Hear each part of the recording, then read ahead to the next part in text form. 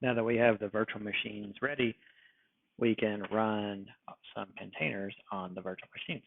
And Kubernetes will spin up the containers on all the VMs and keep track of which one's running on which virtual machine and monitor their health, restart them if needed. This can also be done with Docker Swarm software. We're just using Kubernetes as an example. So we'll have our source code stored in source code repository and the images in the image repository. And the source code from something like Kubernetes would give Kubernetes instructions on how to deploy the containers.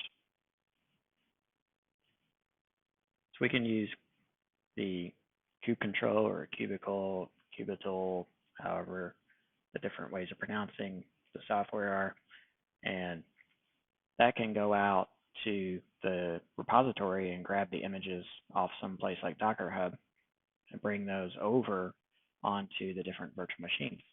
So now the containers are going to be deployed, and a copy will be running on each of the VMs. So we'll have all 5 of the services running on each of the VMs. That way we have that built-in redundancy in case one of the containers happens to go down. Won't be a big deal. Let's take a look at one possible way to do that.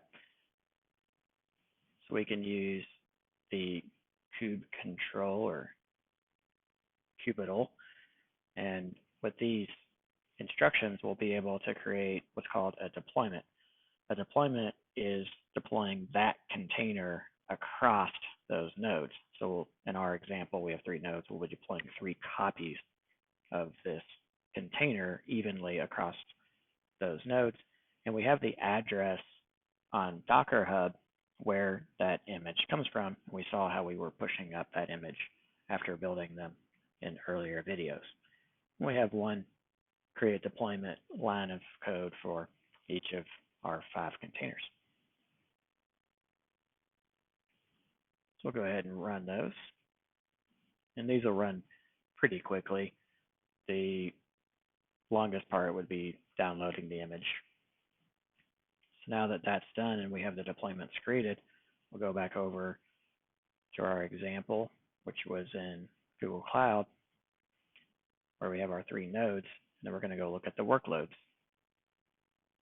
So we click on workloads, and we notice that the 5 containers are starting to be brought up. One of them is already ready to go, the database, and then the other 4 are still in the process of starting. And we can refresh, and we'll probably see that slowly each of them are coming online. And it usually takes about a minute or 2 to get the deployments completely deployed. We've time-lapsed a couple of minutes, and now all the containers are running across those different nodes, and they're ready to be exposed to the users over some kind of a port. At this point, the containers can only talk to one another within the Kubernetes network, but there's no way for us to access them directly as users yet because we haven't exposed the containers over some sort of a networking interface. We'll take a look at that in the next video.